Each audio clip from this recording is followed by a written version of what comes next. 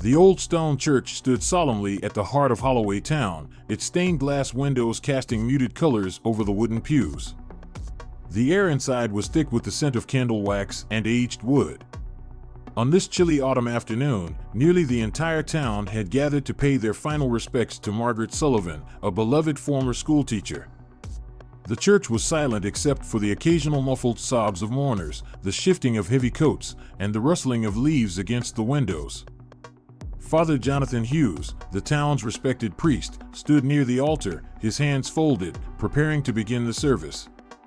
His usual composed expression was slightly strained, though most wouldn't have noticed, except for Detective James Holloway, who sat near the back, observing the room with quiet scrutiny.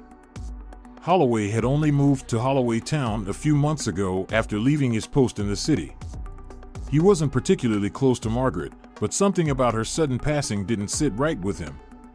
She had been healthy, full of life, and had recently told friends that she was working on something big. Then, suddenly, she was dead. The cause? Officially ruled as a heart attack, but there had been no prior medical conditions. As the ceremony began, Margaret's niece, Emily Sullivan, sat in the front row, dressed in black, her eyes red from days of mourning. Next to her sat Laura Whitman, an old friend of Margaret's and a retired nurse. The two women had been inseparable with Margaret, and they had both sensed something was off about her death. Father Jonathan cleared his throat. "We are gathered here today to celebrate the life of Margaret Sullivan, a woman who dedicated her life to the people of this town." His voice was steady, yet there was an almost imperceptible tightness in his tone. Then, without warning, a deep, sharp bark shattered the silence. Heads turned in surprise as Bullet, Margaret's loyal German shepherd, stood near the coffin, his body tense, ears pinned back, barking aggressively at the casket. At first, the townspeople murmured quietly, some offering sympathetic glances to Emily. It wasn't uncommon for dogs to react emotionally during funerals, especially when they had a deep bond with the deceased. But then Bullet's barking intensified. The dog lowered his stance, growling deep in his throat, eyes locked on the wooden coffin as if there was something inside it that didn't belong. His fur bristled, his muscles tensed like he was preparing for an attack. Emily turned to him, her voice soft but urgent. "Bullet, stop. It's okay, boy." But Bullet did not stop. Instead, he lunged toward the casket, his nails scraping against the wood, his barks turning into frantic howls. A wave of unease rippled through the room. "What's wrong with that dog?" someone whispered. "Maybe he's just grieving," another person murmured. Near the altar, Mayor Patrick Reynolds shifted uncomfortably in his seat. He was a well-dressed, influential man, known for his involvement in town politics. His assistant, Oliver Burns, a younger man with a nervous disposition, leaned over and whispered something to him. The mayor nodded subtly, his jaw tightening. Meanwhile, Father Jonathan's hands trembled slightly as he gripped the edges of the podium. His usual composure seemed strained, and for the first time, Holloway noticed a thin sheen of sweat on the priest's forehead. The detective's instincts kicked in. Something about the priest's reaction felt wrong. He was acting not like a man saddened by a loyal dog's grief, but like someone who knew exactly why the dog was barking. Holloway leaned forward, speaking just loud enough to be heard. "Father Jonathan, do you know why the dog is reacting this way?" All eyes turned to the priest. Father Jonathan hesitated. It was a fraction of a second, but it was enough. "The dog is just confused," he said quickly. "It happens sometimes during funerals. Animals process grief differently." But Holloway wasn't convinced. Bullet wasn't confused, he was alarmed. The dog's barking grew more desperate.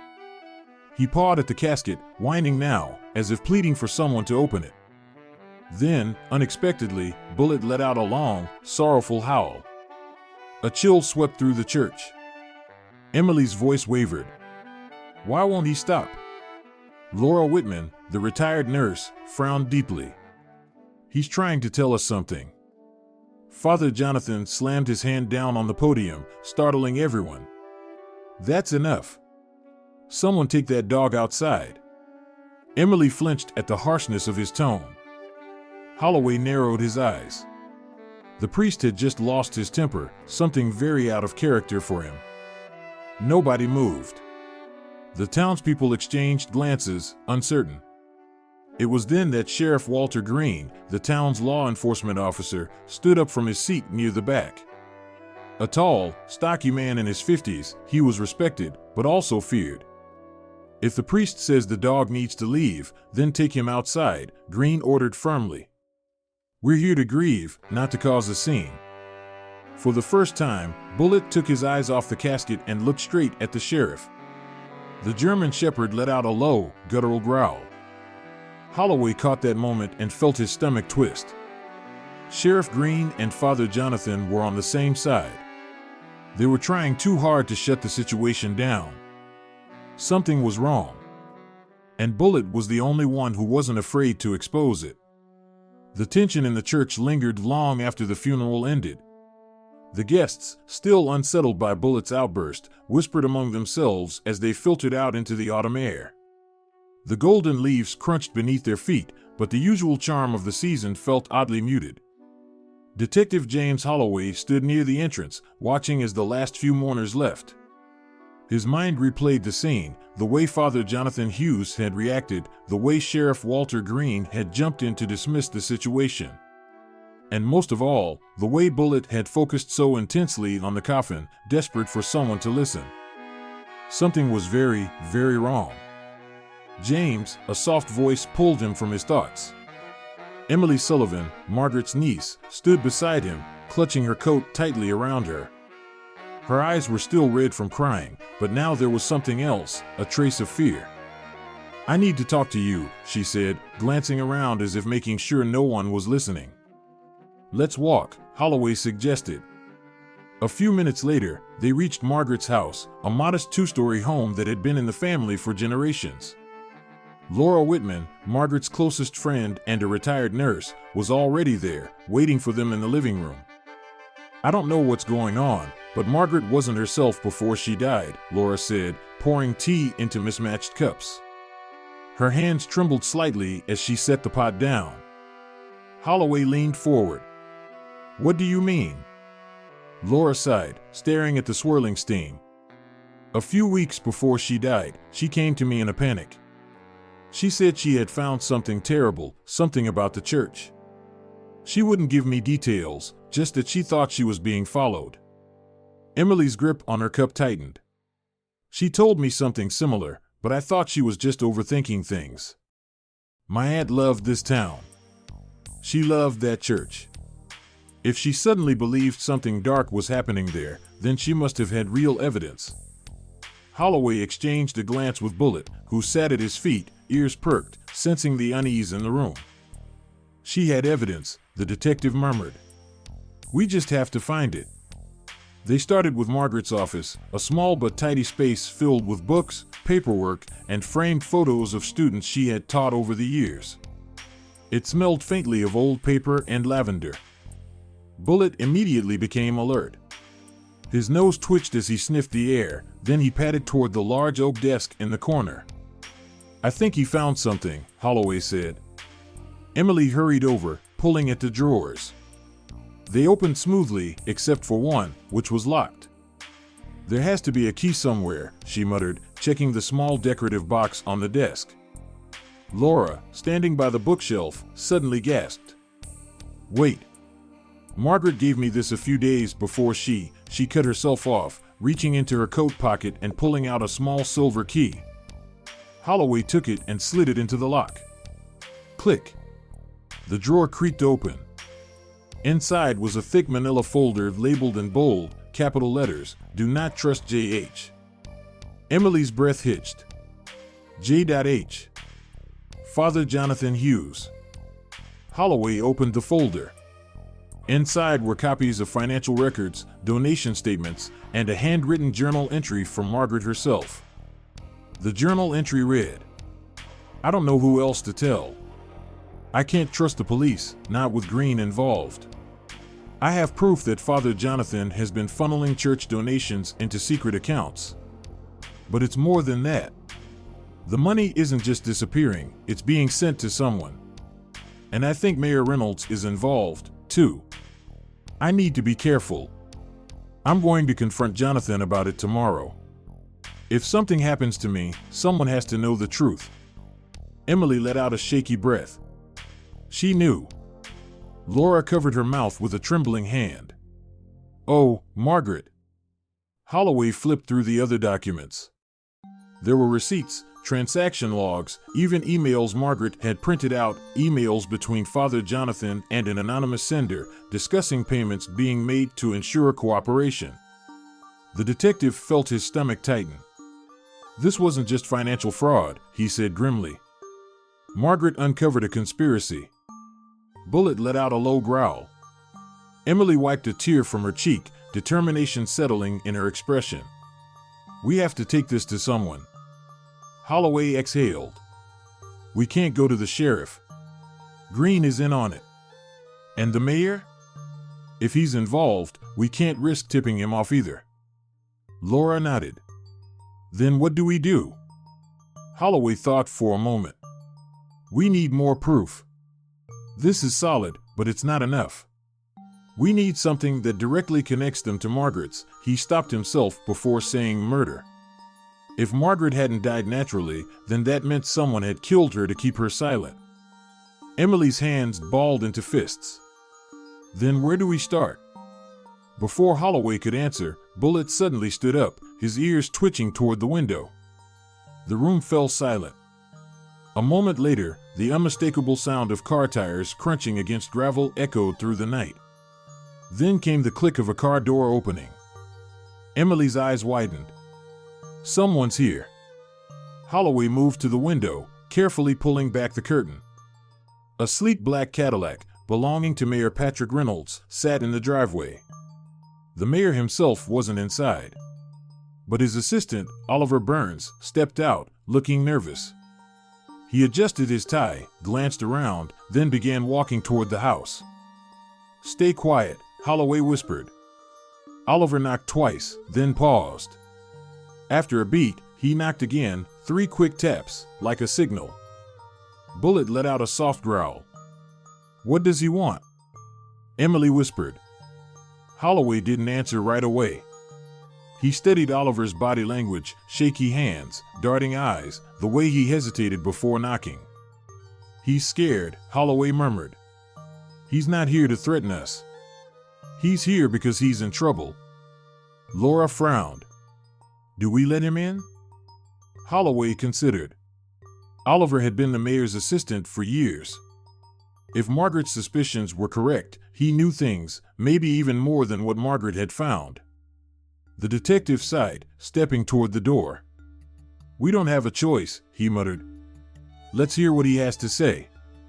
As Emily unlocked the door, Bullet stood ready, muscles tense, as if sensing that whatever happened next would change everything. Oliver Burns stood at the threshold, his thin frame illuminated by the dim porch light. His hands twitched at his sides, his suit slightly disheveled as though he had dressed in a hurry. The nervous flicker in his eyes made it clear he wasn't here on behalf of Mayor Reynolds. He was here out of fear. Detective James Holloway studied him for a moment before stepping aside. Come in, he said, keeping his voice neutral. Oliver hesitated, glancing over his shoulder before stepping into Margaret Sullivan's house, the very place where she had gathered the evidence that now threatened the town's most powerful figures. Bullet, the ever-watchful German shepherd, sat at attention by Holloway's feet, his gaze locked onto the new arrival. Emily Sullivan and Laura Whitman, seated in the living room, exchanged glances as Oliver entered. The weight of Margaret's absence still hung in the air, but their focus was now set on uncovering the truth, a truth Oliver might hold the missing pieces to. The mayor's assistant swallowed hard and turned to Holloway. I know you found something, he said. I saw you leave the church with Emily. And I saw how you looked at Father Jonathan when Bullet went crazy. He ran a hand through his already disheveled hair. If you don't stop looking into this, you're going to end up like Margaret. Emily's breath hitched. So she was murdered, she whispered. Oliver flinched but didn't deny it. Instead, he lowered his voice. You need to be careful. You don't understand how deep this goes. Holloway folded his arms. Then help us understand. Oliver hesitated for a long moment before exhaling sharply. The money, he said. It always comes back to the money. Holloway gestured for Oliver to sit while Emily retrieved the folder they had found in Margaret's desk. She set it on the coffee table and opened it, revealing bank statements, donation records, and handwritten notes detailing an extensive corruption scheme. The church has been receiving massive anonymous donations for years, Oliver admitted, rubbing his temples. At first, it seemed harmless, extra funding for renovations, charity work, outreach programs. But then the amounts started getting bigger. Way bigger than anything a small-town church should be handling. Laura frowned. Margaret thought those funds were stolen. They were, Oliver confirmed grimly. Margaret found out that the money wasn't coming from good-hearted donors. It was being laundered through the church from various shell organizations tied to Mayor Reynolds. Local charities, small businesses, even taxpayer money, it was all being funneled into a network that Margaret had started to piece together. Holloway flipped through the statements, his frown deepening. If this is true, then Mayor Reynolds and Father Jonathan are committing serious financial crimes, embezzlement, money laundering, possibly even fraud on a federal level. Oliver let out a dry, humorless laugh. And you think that's the worst of it? He reached into his coat pocket and pulled out a USB drive, setting it on the table. Margaret wasn't the only one who suspected something. I started collecting my own evidence over the past year. This drive contains copies of financial transactions linking Reynolds to various offshore accounts. But that's not the worst part. Emily swallowed hard. What is? Oliver hesitated before saying Margaret wasn't just murdered because she knew about the money. She was murdered because she was going to expose something even darker. Holloway inserted the USB drive into his laptop, pulling up dozens of encrypted documents. Oliver pointed to a folder labeled Dove Initiative.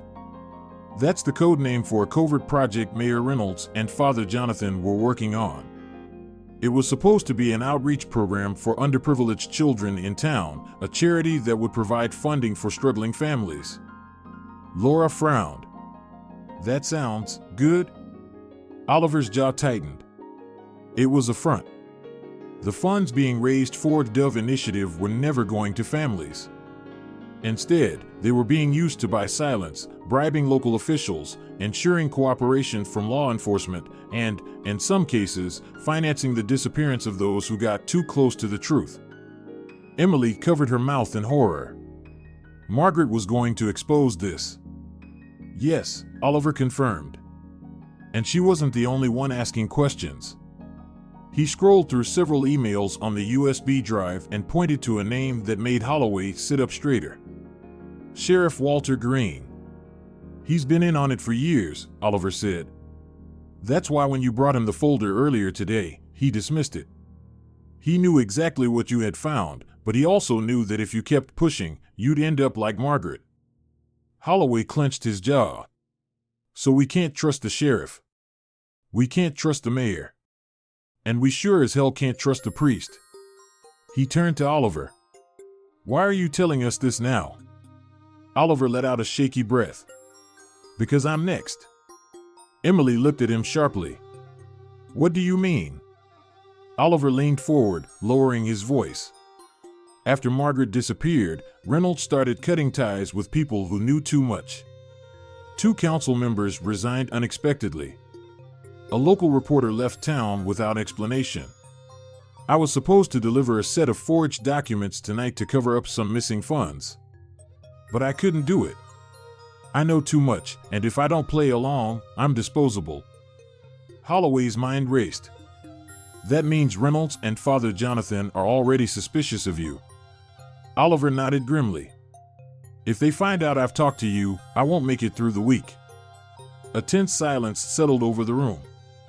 Then, Bullet let out a deep, warning growl, his ears pinned back. Holloway tensed. Someone's outside. The room went still. Emily hurried to the window, peeking through the curtain. Her face paled. It's Sheriff Green. He's parked across the street. Holloway's instincts kicked in. We need to get out of here. Now. Holloway shut the laptop and pocketed the USB drive. Oliver, is there anywhere safe you can go? Oliver shook his head. Not in this town. Laura grabbed her coat. I have a friend in the next county over. We can stay there for the night. Holloway nodded. Good. Emily, take Bullet and go with them. I'll stall Green. Emily hesitated but obeyed, clipping a leash onto Bullet's collar. Be careful, she whispered before slipping out the back door with Oliver and Laura. Holloway took a deep breath and walked out onto the porch, just as Sheriff Green stepped out of his car. The older man gave a slow, knowing smile. Evening, Detective. You've been busy. Holloway crossed his arms.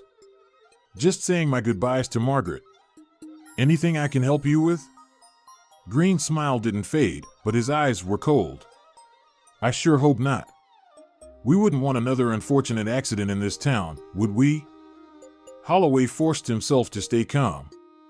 Guess not. Green steadied him for a moment before stepping back. You have a good night, Detective. Holloway watched as the sheriff got into his car and drove away. But he knew this wasn't over. In fact, this was just the beginning. The night air in Holloway town was thick with tension. The streetlights cast long, wavering shadows as Detective James Holloway watched Sheriff Walter Green's car disappear down the dark road. The sheriff's cryptic warning echoed in his mind. We wouldn't want another unfortunate accident in this town, would we? It was a threat. A clear one. He turned back toward the house, his pulse steady but his instincts on high alert. Emily Sullivan, Oliver Burns, and Laura Whitman had already slipped away into the darkness, heading toward a safe house outside of town. Bullet had gone with them, a tactical decision, but one that left Holloway with an unsettling emptiness at his side. He had grown accustomed to the dog's quiet, intuitive presence. Now, alone, he needed to figure out his next move. And he knew exactly where to start. Father Jonathan Hughes had been the common thread in everything. The funeral, the money laundering, Margaret's murder, it all led back to him. Holloway knew he had to get into St. Matthew's Church, the old stone cathedral that had stood in Holloway town for generations. The priest's private records were inside. If Margaret had left any more clues, they would be there. The problem? The church was locked up every night. A normal investigator might have waited for a warrant. But Holloway had been a city cop long enough to know that waiting only gave the guilty time to cover their tracks. And right now, he was sure Father Jonathan was covering something big. Dressed in dark clothes, Holloway approached the back of the church, avoiding the street lamps. The building loomed against the night sky, the stonework appearing almost menacing under the pale glow of the moon. He reached into his coat pocket and pulled out a lock-picking kit. Years of detective work had given him plenty of experience with this kind of thing. He crouched down at the side door, the one used only by clergy, and got to work. Click. The lock gave way faster than expected. Almost too fast. Holloway hesitated. Had someone else been here recently? Pushing the thought aside, he slipped inside, closing the door behind him. The air inside the church was different at night, colder, heavier. The large stained glass windows cast eerie patterns on the wooden pews. Holloway moved carefully, his footsteps muffled by the carpeted aisle. He wasn't here for the main hall. He needed the priest's office. He found it down a narrow hallway, past rows of candles flickering beneath religious paintings. The door to Father Jonathan's office was unlocked. Another red flag. Someone had been here recently. Inside, the office was neat, too neat. It looked staged, as if someone had deliberately cleared away anything incriminating. But Holloway knew criminals always left something behind. He started at the desk, checking drawers. Nothing but bills, paperwork, a Bible that looked barely read. Then he noticed something odd, a slight draft coming from behind the bookshelf. Frowning, he ran his hands along the wooden panels. One of them was loose. He gave it a gentle push, and the entire bookshelf slid open with a quiet groan. A hidden passage. His heartbeat quickened. Margaret had been right. Taking a deep breath, Holloway stepped through the concealed doorway, his hand resting near his concealed pistol. The narrow staircase descended into darkness. The deeper Holloway went, the stronger the smell of damp stone and something else, something metallic. Blood? His flashlight cut through the darkness, revealing a basement chamber lined with old wooden crates and shelves stacked with dusty books. And then, he heard it. A faint, ragged breathing. He swept the light to the far end of the room. A figure was slumped against the wall, bound by thick ropes. Holloway's pulse spiked as recognition hit him. It was Margaret Sullivan. Alive. She was pale, barely conscious, her wrists raw from struggling against the restraints. Bruises lined her arms. Someone had been keeping her here, possibly drugged, certainly weakened. Margaret. Holloway rushed forward, untying her bonds. Her eyelids fluttered, and she let out a weak groan. "You found me," she whispered hoarsely. "You're safe now," Holloway assured her, scanning her condition. She was dehydrated but alive. Did Bullet make it?" she murmured. Holloway felt a sharp pang of emotion. Even after everything, she was still thinking about her dog. "He's safe," he promised. "And he led us to the truth." Margaret let out a weak, relieved laugh. Then, her expression darkened. She grabbed Holloway's sleeve. "You have to listen to me. They're coming back." The hairs on the back of his neck stood up. Footsteps echoed down the staircase. Holloway pulled Margaret behind a stack of crates, reaching for his gun just as three figures entered the basement. The first man was Father Jonathan. The second was Sheriff Walter Green. And the third, Mayor Patrick Reynolds. Holloway's jaw tightened. The unholy trinity of Holloway Town's corruption, all standing together. Father Jonathan's expression was eerily calm. "I should have expected you, Detective." Sheriff Green cocked his pistol, his face twisted with amusement. "This is as far as you go." Holloway didn't wait. He fired first. The bullet struck Green in the shoulder, sending him reeling backward with a curse. Holloway rolled behind a crate as Reynolds pulled his own gun, firing blindly. Margaret stayed low, clutching her aching wrists as she crawled toward the stairs. Father Jonathan, still unnervingly composed, pulled a knife from his coat. "You really don't understand, do you?" he murmured. "This town needs order." Holloway's mind raced. He was outnumbered, and they were blocking the only exit. Then, suddenly, a furious snarl echoed down the stairs. "Bullet!" The German shepherd charged into the room, his teeth bared. He lunged at Sheriff Green, knocking the injured man to the ground before sinking his teeth into his wrist. Green screamed. The distraction gave Holloway just enough time. He kicked Reynolds' gun away and tackled him to the ground, punching the mayor hard enough to send him sprawling. Father Jonathan, now alone, turned to run. But Bullet wasn't finished. The dog leaped, grabbing the priest by the arm and dragging him down. Jonathan screamed, struggling to push the animal off. Holloway moved in fast, knocking the knife from the priest's grip and pinning him to the floor. It was over. By the time the authorities arrived, Holloway had already secured the evidence in the church basement. Margaret was taken to the hospital, and Bullet remained by her side the entire time. Sheriff Green, Father Jonathan, and Mayor Reynolds were all arrested, charged with kidnapping, fraud, embezzlement, and attempted murder. Margaret, still recovering, finally smiled as she scratched behind Bullet's ears. "You saved me, boy," she whispered. Bullet wagged his tail, his mission complete. And as Detective Holloway watched the sunrise over Holloway Town, he knew the town's darkest secret had finally come to light. The sun had barely risen over Holloway Town when the news broke. The once idyllic small town was shaken to its core as Father Jonathan Hughes, Sheriff Walter Green, and Mayor Patrick Reynolds were taken into custody, charged with kidnapping, fraud, embezzlement, and attempted murder. For years, they had controlled the town under a carefully curated facade of righteousness and leadership, all while lining their pockets with stolen money and silencing those who dared to challenge them. But now, their empire had crumbled. And it was all thanks to a loyal German shepherd and the people who refused to be afraid. Margaret Sullivan sat in Holloway Town Hospital, her wrists still sore from the ropes that had bound her in the church basement. Emily Sullivan sat beside her, gently holding her hand, while Laura Whitman poured tea into a plastic hospital cup.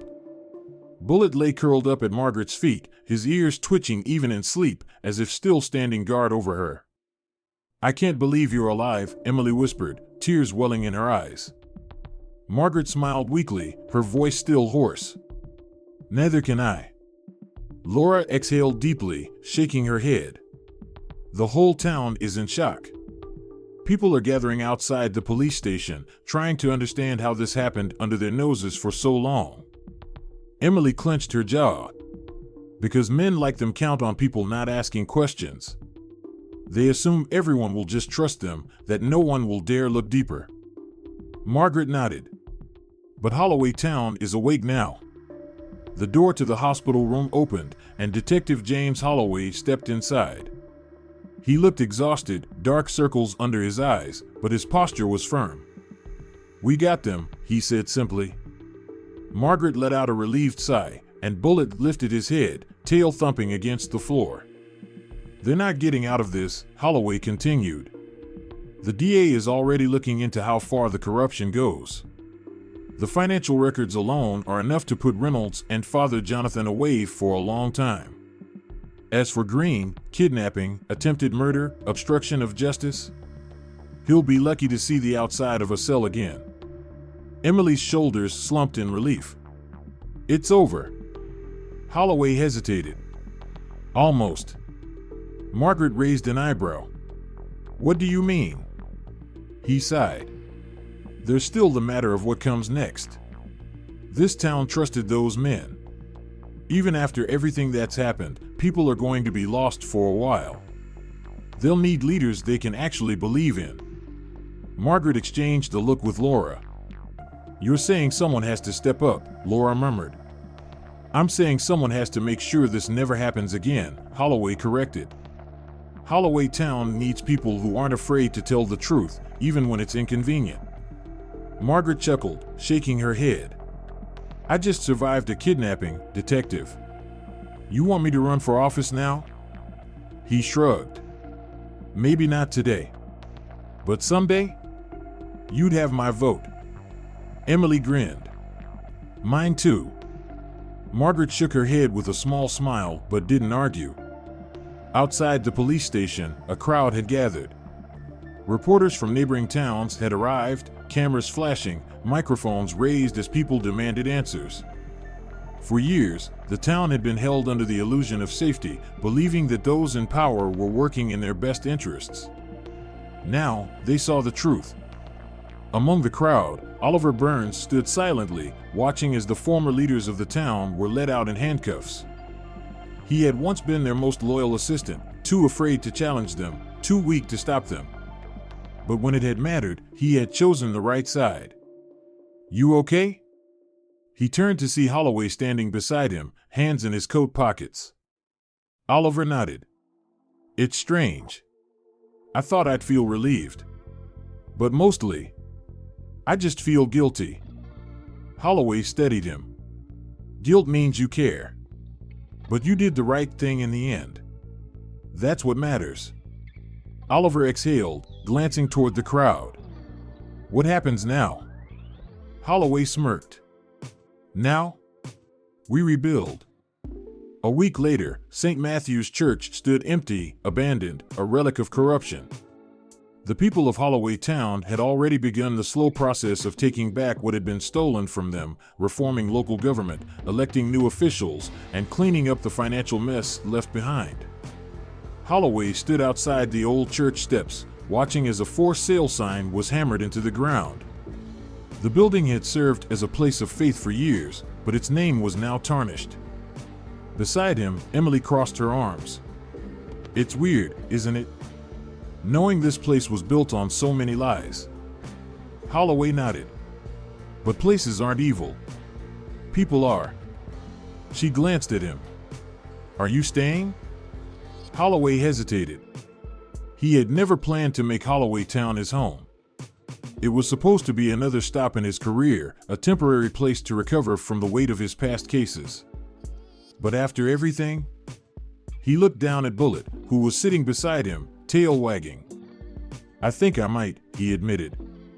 Emily smiled. Good. We could use someone like you. Holloway smirked. Just keep your dog out of trouble. Emily laughed, kneeling to scratch Bullet's ears. No promises. As Holloway watched the town begin to heal, he realized something. This wasn't just another case. This was home. And it had all started with a dog who refused to stop barking at a coffin.